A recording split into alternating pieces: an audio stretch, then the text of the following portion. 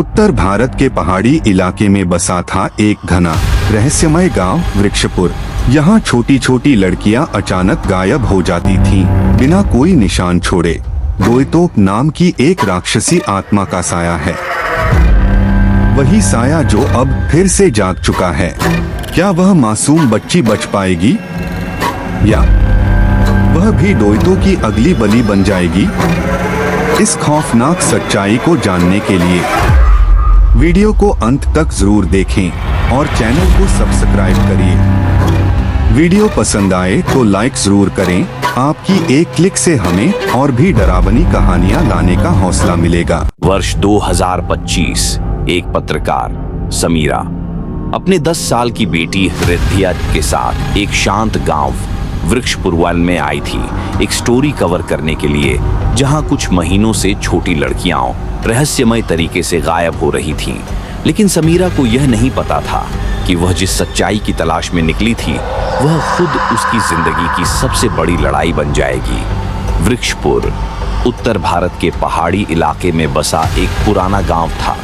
यह गांव अपनी घनी हरियाली और एक पुराने विशाल पीपल के पेड़ के लिए जाना जाता था, जिसे स्थानीय लोग रक्त वृक्ष कहते थे। गांव वाले मानते थे कि उस पेड़ में एक राक्षसी आत्मा का वास है, डोइतो, जो हर 100 साल में जागता है और बलि मांगता है।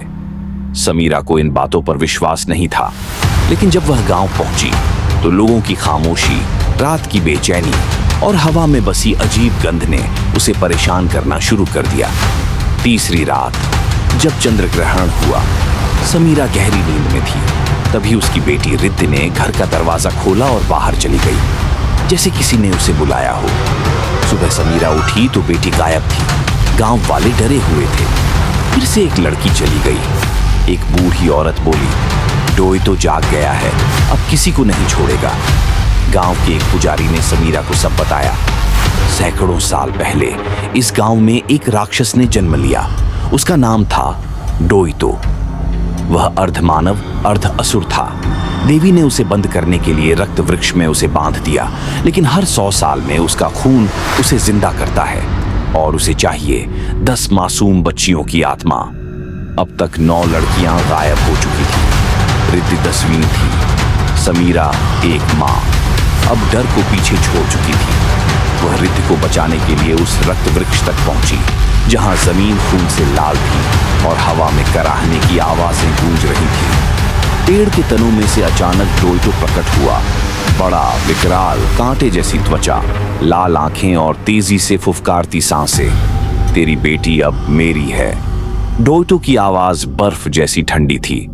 लेकिन समीरा सिर्फ एक मां नहीं थी, वह उसी देवी की वंशज थी जिसने डोइतो को पहले बांधा था। रक्त वृक्ष के नीचे एक आखिरी बलिदान होना था। समीरा ने अपने खून से देवी का पुराना चिन्ह बनाकर मंत्र बोले। देवी का तेज उसके शरीर में समा गया। उसका रूप बदल गया। अब वह एक साधारण मां नहीं, शक्ति की मूर्ति बन चुकी थी।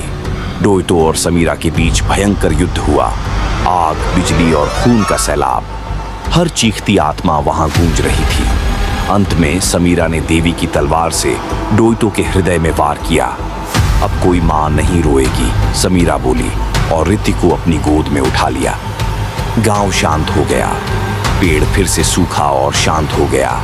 रिद्धि अब सुरक्षित थी। लोग समीरा को देवी का अवतार मानने लगे। लेकिन कहानी वहीं खत्म नहीं होती। रक्त वृक्ष की जड़ों में एक नया अंकुर फूटता दिखा और डोइतो की एक आंख अब भी वहां जल रही था।